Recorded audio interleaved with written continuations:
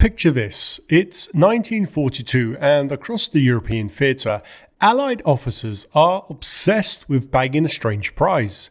It wasn't a tank or a rocket, it wasn't even a top secret weapon, but a fabric-covered spindly-legged aircraft with a top speed slower than most family cars, a machine that looked like some sort of oversized insect that had wandered in from a 1920s barnstorming show. To say this aircraft looked awkward would be an understatement, and at first glance you'd think she was hopelessly obsolete even by 1940 standards. And yet every Allied officer who saw this ungainly lady in action wanted one immediately. The French, they liked it so much they kept building them for another decade after the war ended. Why? Because this odd-looking contraption could do something that seemed physically impossible. It could take off and land in distances that would make a housefly envious, and it could operate from surfaces so rough that it would make a mountain goat think twice, fly so slowly that in a headwind it could appear to hover or even drift backwards. It was one of the most remarkable aircraft produced by the Germans, and nothing the Allies had could come anywhere close, not the Auster and not the L-4 Grasshopper. The mighty Westland Lysander tried and still couldn't match it, but this bird could do it all on just 240 horsepower. Hello and welcome to Aviation Deep Dive. Now, regular viewers of the channel will have noticed the different voice. Alex is currently working on a very interesting project that we'll look at a bit later on in the video, and he asked me, Joe from Aviation Republic, if I could narrate a few videos, and so here I am. All over northern Germany, you'll find gigantic nests perched atop the chimneys of country houses. Storks build them. And storks, despite their considerable size, have the ability to take off and land vertically. And so it was appropriate then that when Gerhard Fieseler won the contract to supply the Luftwaffe's multi-role army cooperation aircraft, he called it the Stork. And for the sake of everyone's ears, I'm just going to call it the Stork. Close enough, and everyone knows what I mean. Gerhard Fieseler was an interesting figure. He'd been a World War I fighter ace with 22 victories under his belt and was later regarded as one of the world's greatest interwar aerobatic pilots. His success as Europe's highest paid airshow performer allowed him to buy a small glider factory in Kassel, which he renamed Fieseler. And in 1934, he'd won the World Aerobatic Championship, and with the substantial prize money from that victory, reportedly going straight into further aircraft development. Working alongside chief designer Reinhold Muse and technical director Erich Backum, who would later build the BA-349 Natter vertical takeoff interceptor, the Fieseler company specialized in what we'd now call STOL, or short takeoff and landing aircraft, experimenting with high-lift devices. In most of his company's products, notably not including the Fi-103R flying bomb that they would later build, he could come in over an airfield at almost 10,000 feet and then descend straight downwards to make what appeared to be a vertical but soft landing, provided there was of course a slight breeze to make this very impressive feat possible. One of the company's early successes was with the Fi-97 touring plane back in 1934. This machine had the Handley Page type automatic slats running along the leading edge, basically slots that opened up at low speeds to keep the airflow attached, and Fieseler's own Fowler type flap on the trailing edge that actually increased the wing area by nearly 20%.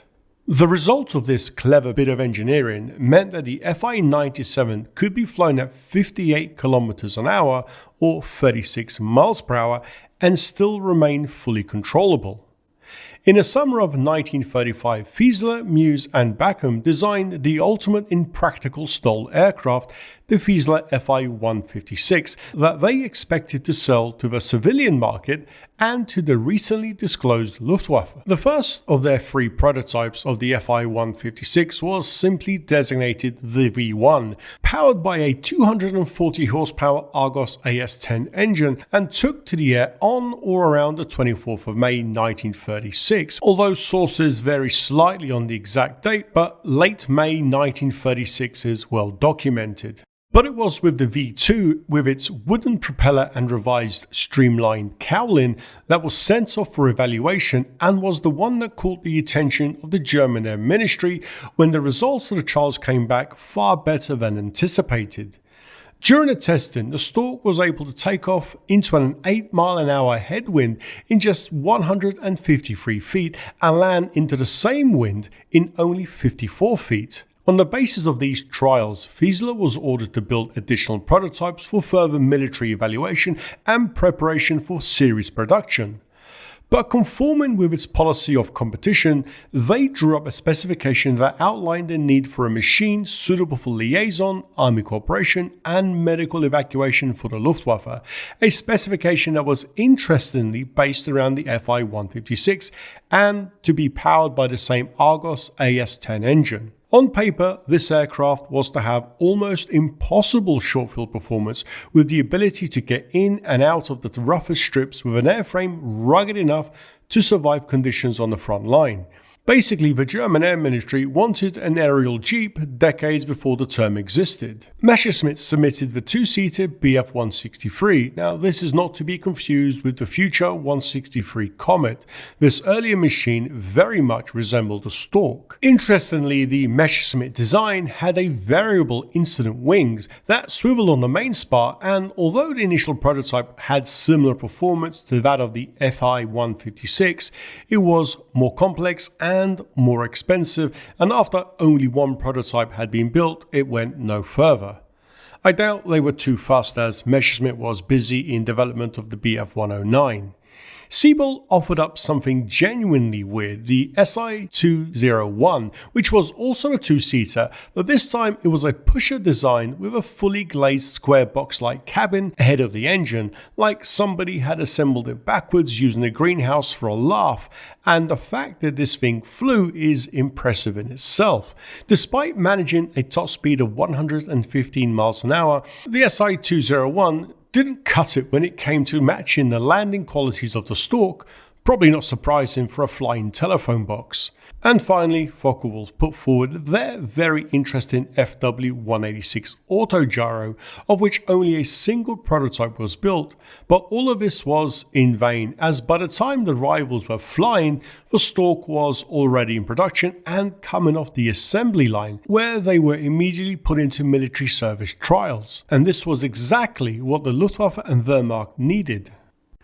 Okay, so I said at the start that I would fill you in on what Alex is up to. Well, he's been a busy bee on an exciting project. Looking for a World War II experience that actually feels like stepping inside a real tank? Then you should check out Aces and Armour, an in-development World War II tank simulator Alex and his team are building with an insane level of detail. In Aces and Armour, you're not just driving a tank, you're learning to crew one. Every switch, every roll, every system inside the vehicle is being recreated as the team develops the game.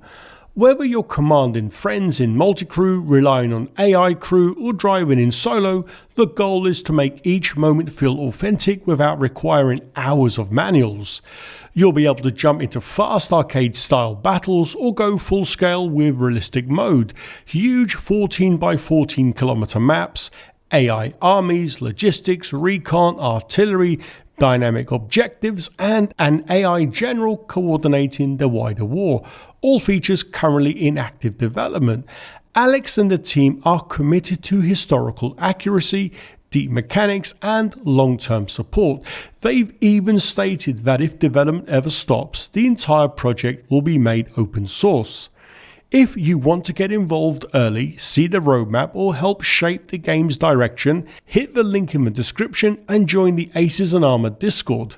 Now back to the story. In July 1937, the Storch made its international debut at the Zurich Air Show. This wasn't just any aviation meet, this was the world's first proper glimpse of Germany's re-emergence as an air power, and the Luftwaffe knew it. The Dornier Do-17 bomber was there, so was the Messerschmitt Bf-109, which promptly won several races. And then there was the Storch, which looked, frankly, like someone's grandfather's touring plane next to the sleek and modern Bf-109 and the Do-17 streamlined fuselage, for which it earned the Flying Pencil nickname. But despite the looks and being 14 meters in length and quite a bit heavier compared to most other Liaison aircraft of the period, the Storch repeatedly showed off full load takeoffs after ground runs of never more than 148 feet or 45 meters, and then it would circle around and land in a distance shorter than the crowd enclosures. Controllable speed range, well, anywhere from a crawl at 32 miles an hour to a rather adventurous 108. Cruising though, it preferred to lope along at around 80 miles an hour, a little slower than most Liaison types like the British Auster or the Lysander, and yet still rock steady in the air. It's worth noting that the Piper L-4 Grasshopper was even slower, though to be fair, the American bird had only 65 horses pulling it along up front. You can imagine many pilots and engineers in the crowd must have been calculating wing loadings and power to weight ratios, trying to work out how the thing even stayed in the air. The Luftwaffe had just shown the world that they had a machine that could land almost anywhere, operate from improvised strips, and if it came to it, support ground forces in ways no other nation could match. Right, so how was it able to pull off such short landings and takeoffs? Well, it was all in the wings. That's where the magic happened. The Fi-156 is what we would call a high-wing monoplane. Basically, the wings sit on top of the fuselage. They measured 14.25 meters tip to tip with an area of 26 square meters, which, if you're trying to picture it, is about the size of a small apartment's floor space.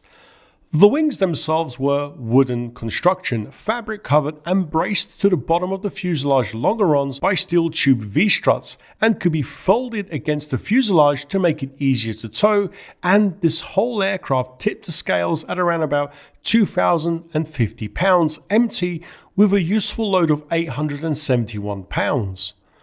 Although each wing carried a 74-litre fuel tank, giving a Storch a range of around 248 miles, if you needed more range, it was a simple matter of chucking out the passenger seats, bolting a 205-litre auxiliary tank, and away you go. For the ground crews, they had to be mindful to tie down the Storch because if the flaps had been left extended, a strong wind could blow the aircraft over backwards. Imagine watching your charge flipping over, which anecdotally happened more than once, though I've never seen an official report actually admit to it. Only mildly terrifying having to explain something like that to your commanding officer. Anyway, the real trick wasn't the fuel capacity or folding wings, it was what happened along those wing edges. Along the entire leading edge ran fixed aluminium slats, not retractable, not automatic, just bolted in place permanently, running from root to tip.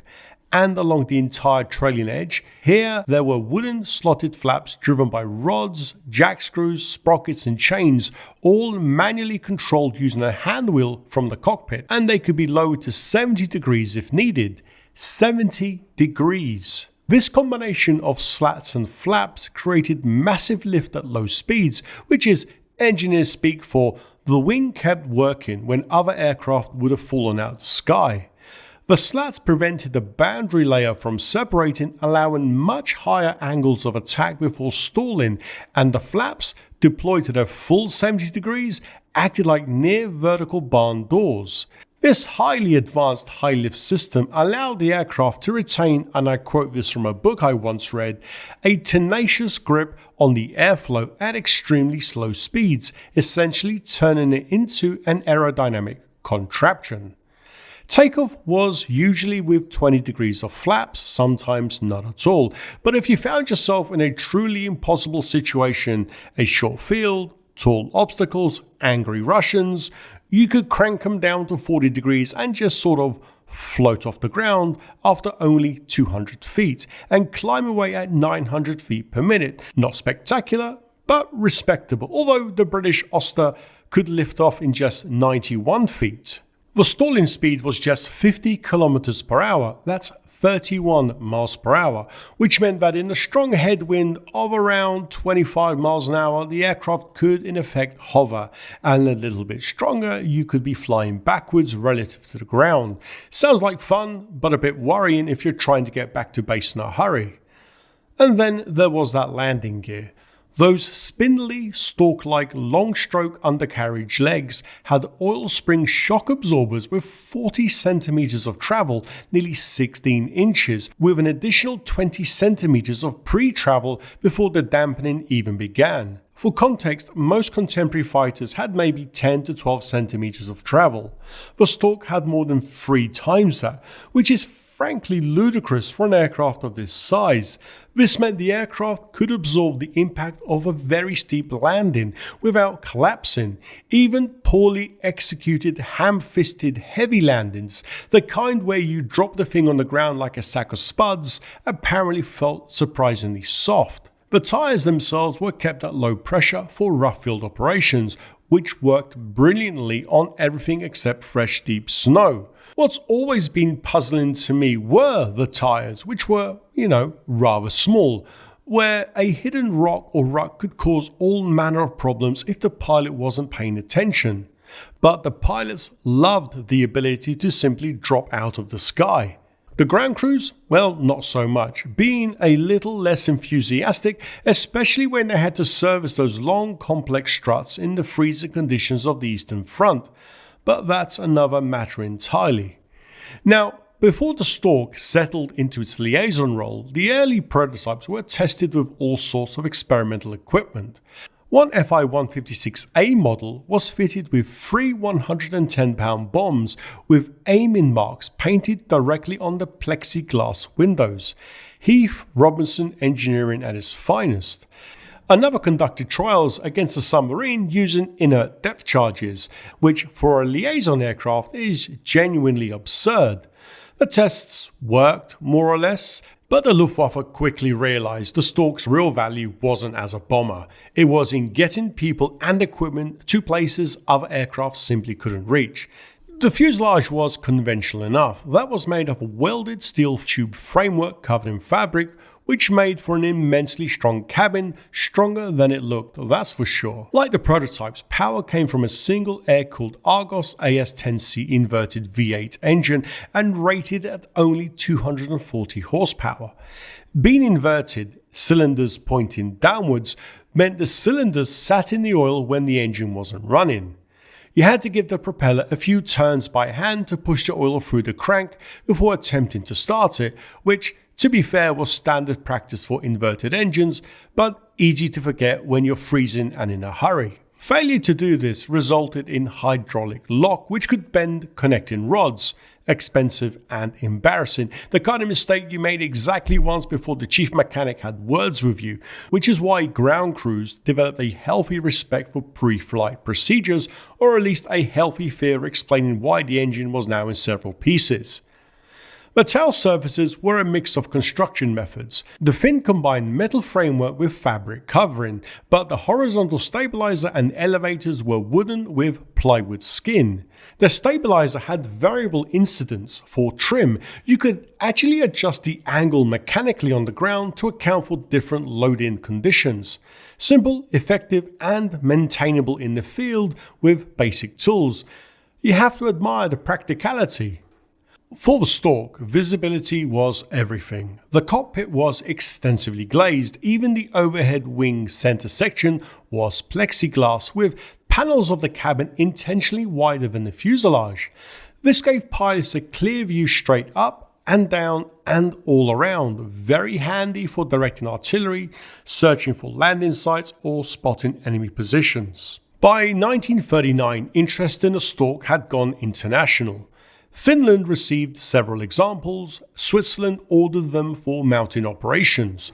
Presentation aircraft were gifted to Benito Mussolini, who had no idea how important the Storch would be to his own life 4 years later, and even to Stalin after the non-aggression pact had been signed that summer. Stalin was impressed enough to instruct Oleg Antonov to produce a copy.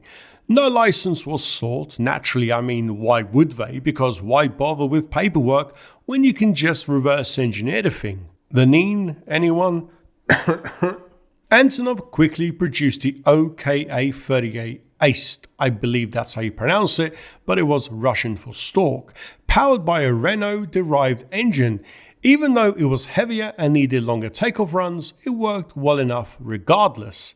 Series production was planned for 1941. Then Germany invaded, the factory was overrun, and that was the end of that particular story.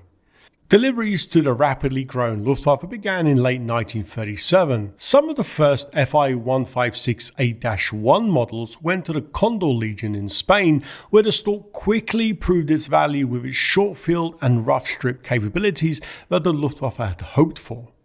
Such was the demand, Fieseler had to enlarge his factory at Kessel-Bettenhausen. And his next major version, the Fi 156C that came out in 1938, was given a 7.92mm machine gun that fired through the raised rear cabin.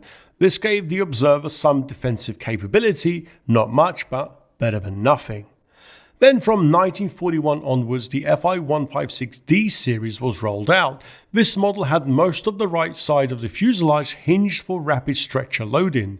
This model had distinctive triangular side windows that gave medical crews better visibility when working with casualties, basically a dedicated ambulance version that proved extremely valuable on all fronts. There was even an experimental Fi 156E model with tandem wheel tracked landing gear. The idea behind this was to reduce damage and write-offs caused by taxiing over ruts and small obstructions, a persistent problem with the landing gear.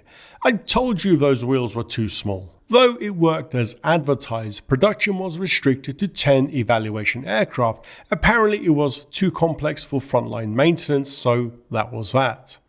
Also, by 1942, Fieseler was increasingly required to build the Bf-109 and FW-190 fighters instead. The fighter shortage was becoming critical, and the German Air Ministry needed every factory it could get. Even so, they still managed to deliver 484 Storchs that year. Another 121 came from a new production line at Puteaux in France. The last Fieseler-built aircraft left Kassel in October 1943. After that, production shifted entirely to Puteaux and to factories in occupied Czechoslovakia. Total Luftwaffe acceptances, somewhere around 2,900 aircraft, give or take. The exact numbers are genuinely hard to pin down. Production across 3 countries, wartime chaos, machines transferred between units without proper paperwork, several batches that may or may not have been completed before their factories were bombed. Some sources claim 2,900, other figures suggest closer to 2,850. We'll just call it under 3,000 and you're close enough. From the start of the Second World War, it has been said that wherever the Wehrmacht was to be found, so would be found the Storch, going literally everywhere where German forces operated. Eastern Front? Check. Western Desert? Absolutely. Arctic Circle? Somehow yes. Here's a striking statistic. The Storch's frontline operational life was reportedly 10 times longer than that of the Bf-109 fighter. That's 10 times, which tells you something about how rarely they were shot down despite operating constantly over enemy territory. The Storch's real defense wasn't armor or guns, it was its ability to fly at painfully slow speeds. According to wartime accounts, Ernst Udet, Göring's deputy and former World War I ace, went up in a fighter to test whether the Storch could actually be shot down. His camera film reportedly showed not a single frame of the aircraft, though whether this story is documented fact or Luftwaffe legend remains unclear. I've seen it referenced in multiple sources but never traced back to an original report, which confuses me honestly because it's too good a story not to document it if it actually happened. Either way, around 30-35 miles an hour, the thing was simply too slow for conventional fighters to track effectively. You'd overshoot, or stall trying to match its speed, lose it entirely as it ducked behind terrain or just hovered there almost motionless. Not exactly a combat tactic you'd want to rely on, but it worked often enough that Storch pilots developed a reputation for being either very brave or completely mad, depending on who you asked. During the invasion of Belgium in 1940, around 100 Storch transported a battalion of infantry regiment Großdeutschland, 2 men per aircraft, landing on a stretch of road behind enemy lines in Operation Niwi. The operation worked mostly because nobody expected fabric-covered Liaison planes to be used as impromptu troop transports. Not exactly standard doctrine, but circumstances and opportunity make for creative tactics. And in North Africa, dedicated rescue squadrons used tropical variants of the Storch to rescue downed Luftwaffe airmen, often flying deep into the desert, navigating by compass and dead reckoning, landing in places that shouldn't have been possible. These long-range rescue missions became legendary among German aircrew. I'm even thinking of a video for this topic in the near future. Knowing that if you went down in the desert, somebody would come looking for you in a Storch, that made pilots considerably less anxious about flying over hundreds of miles of sand with nothing but your engine keeping you aloft.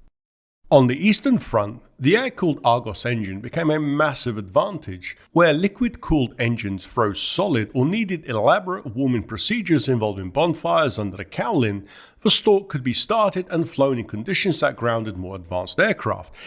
It could also be fitted with skis and operated from snow-covered fields or frozen lakes, basically any terrain that would have been impossible for conventional aircraft to get into, which is just as well for what came next. Right, September 1943, Italy. Hitler's got a problem. Italy has just signed an armistice with the Allies on the 8th of September, which means Benito Mussolini, formerly El Duce, is currently under arrest and is effectively a prisoner of the new Italian government. Hitler personally orders Otto Skorzeny, who is a captain in the SS, to find Mussolini, and simultaneously commands Colonel Kurt Student to execute the plan to rescue him. One of the most audacious commander operations of the entire war. The kind of thing that sounds like it was written for a film script, except it actually happened. Intelligence eventually located Mussolini at a Hotel Campo Imperatore, perched atop the Gran Sasso mountain in the Abruzzi range of central Italy. The hotel sat at over 2,100 meters above sea level on a remote plateau accessible only by cable car, surrounded by Italian Carabinieri guards. Not an easy target, to put it mildly. Skorzeny organized a glider-borne assault using DFS-230 gliders. The original plan called for extracting Mussolini using the FA-223 helicopter, which would have been unusually advanced for 1943, helicopters still being somewhat experimental. But, of course, at the last moment it was unserviceable, because of course it was. Instead, they chose the Storch. And on the afternoon of the 12th of September, the gliders landed on the rocky mountain plateau. The commandos quickly overwhelmed the guards, without a shot being fired. Most accounts suggest the Italian soldiers were more surprised than determined to fight. This, and the fact that General Fernando Soletti of the Polizia dell'Africa Italiana, who'd flown in with Skorzeny, told them to stand down, and Mussolini was secured within minutes. Now comes the tricky part. The improvised landing area was tiny, rough, and at high altitude where engine performance drops off considerably due to the thin air. The Storch landed in just 30 meters, which is 100 feet, roughly the length of 3 London buses parked end to end if you're trying to visualize how ridiculously short that is. But the landing was the easy bit. Getting off again, that was the real trick. Skorzeny, who was a big fella at 6'4", crammed himself into the aircraft along with Mussolini and the pilot. From what I could gather, the Storch they'd chosen for this rescue was the 156C model, which had a maximum useful load of just under 1,000 pounds. And with 2 large passengers, pilot, fuel, and high up in the thin air of the Italian mountains, they were beyond ideal conditions.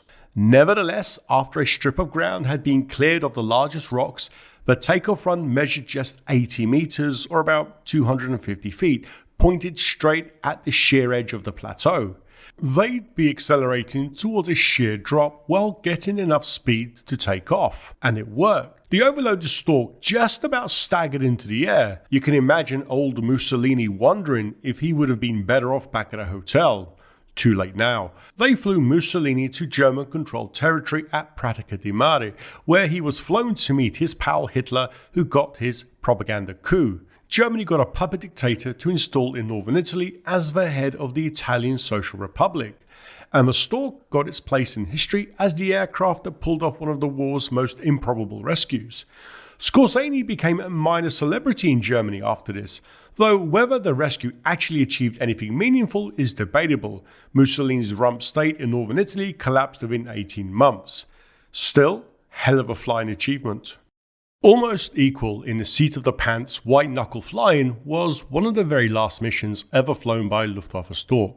April the 23rd, 1945, just 7 days before Hitler took himself out of the picture, he received a communication from Reichsmarshal Hermann Göring that made him furious. Well, more furious than usual, which by late 1945 was setting the bar fairly high. Göring, who'd fled Berlin for safer territory, had sent a telegram suggesting that since Hitler was now trapped in a besieged capital, perhaps he should assume leadership of the Reich under the succession protocols established years earlier. Hitler interpreted this as treason, and he immediately dismissed Göring as Commander-in-Chief of the Luftwaffe, stripping him of all ranks and positions, and appointed General Oberst Robert Ritter von Greim in his place. Rather than appointing von Greim over the radio, which would have been sensible, Hitler demanded that von Greim report to the Führer bunker in person for a formal ceremony.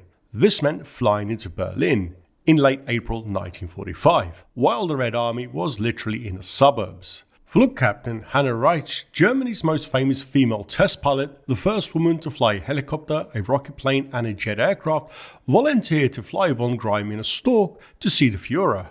On the 26th of April 1945, Reitsch piloted the aircraft over the encircling Soviet armies, navigating by whatever landmarks weren't obscured by smoke, and landed on an improvised airstrip in the Tiergarten near the Brandenburg Gate, amidst piles of rubble, burning buildings, and under continuous Soviet artillery fire.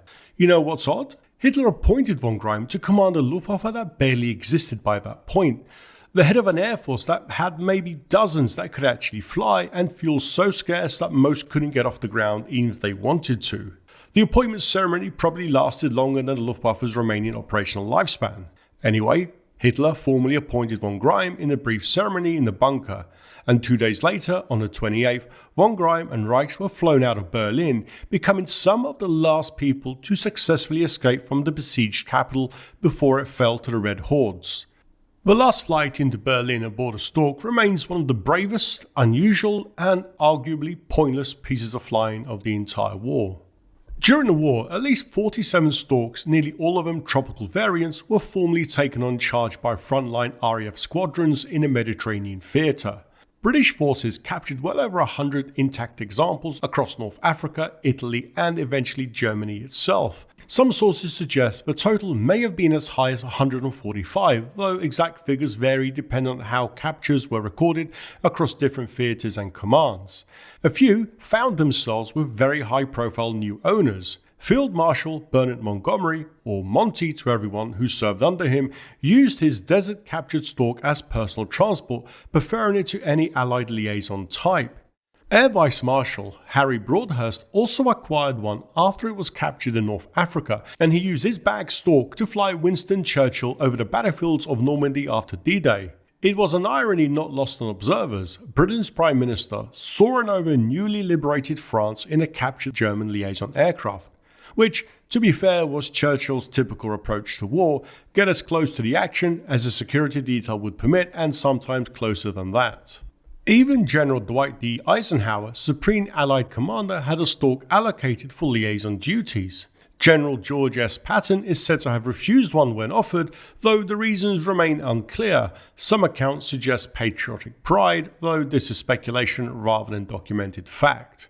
It could just easily have been that Patton preferred faster aircraft, or that he'd already requisitioned something else, or the story is entirely apocryphal.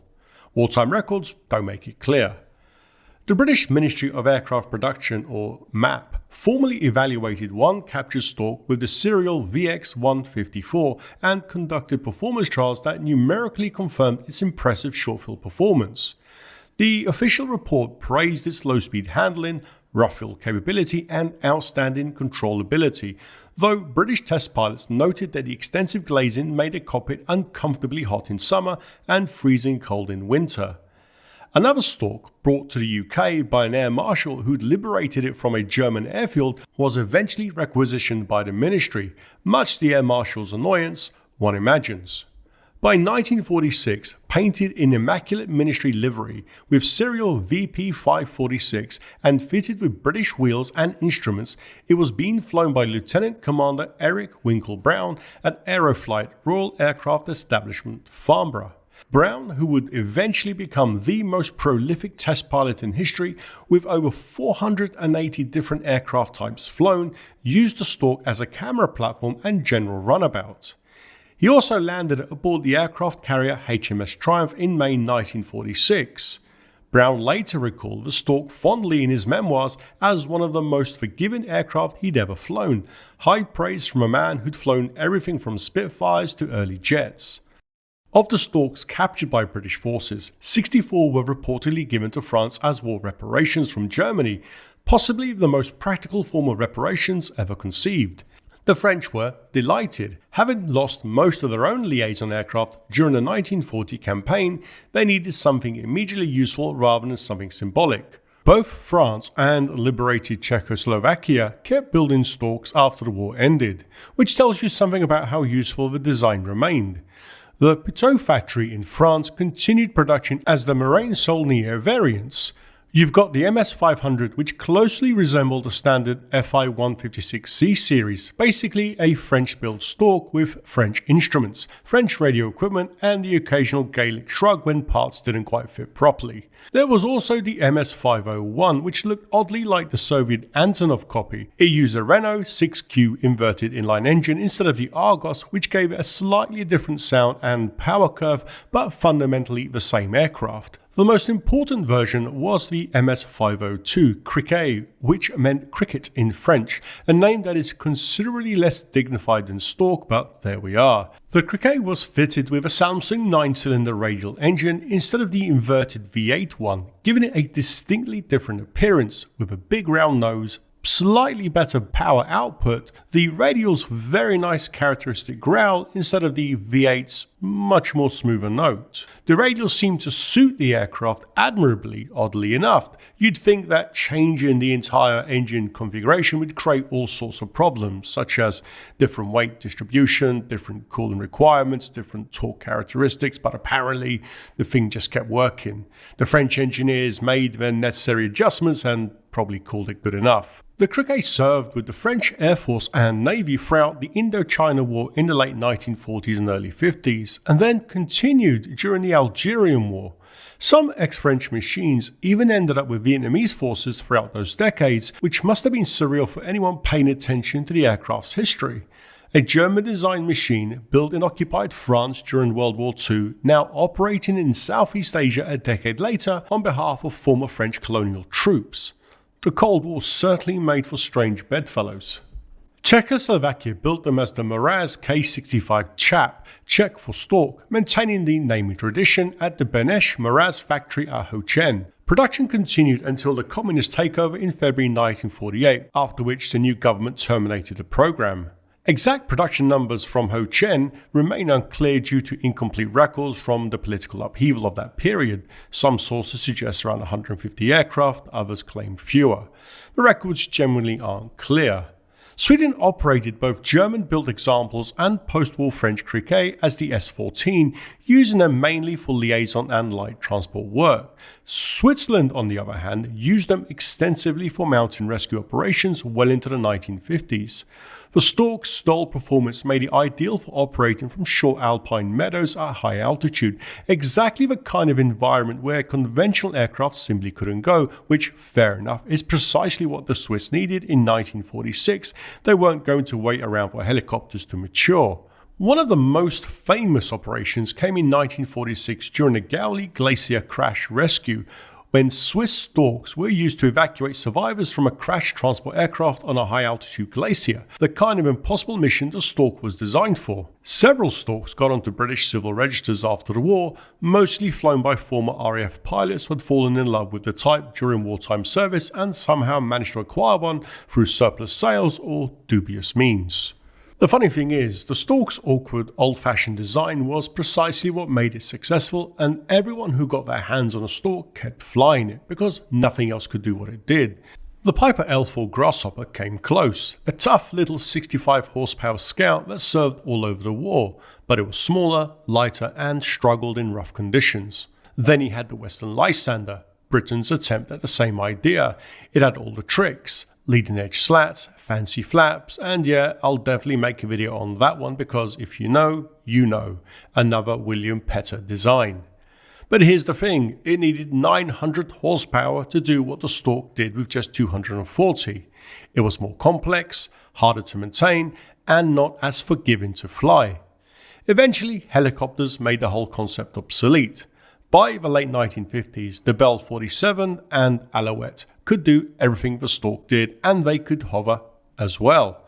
But that took another 15 years of development and turbine engines before choppers were really practical. And yet, for nearly 2 decades from 1936 to the mid-50s, the Storch was the aircraft that you wanted when you absolutely had to land somewhere impossible. The Germans understood this back in 36 when Fieseler won the contract. The Allies figured it out by 43 when they started capturing them. And everyone who flew one, friend or foe, general or test pilot, admitted the same thing. The Storch did its job better than anything else flying. Simple as that. As always, thank you so much for watching, and a massive thank you to the Patreon supporters who make this channel possible and let me keep researching German Liaison aircraft instead of doing something more sensible with my life. Right, that's all for now. I'll catch you next time.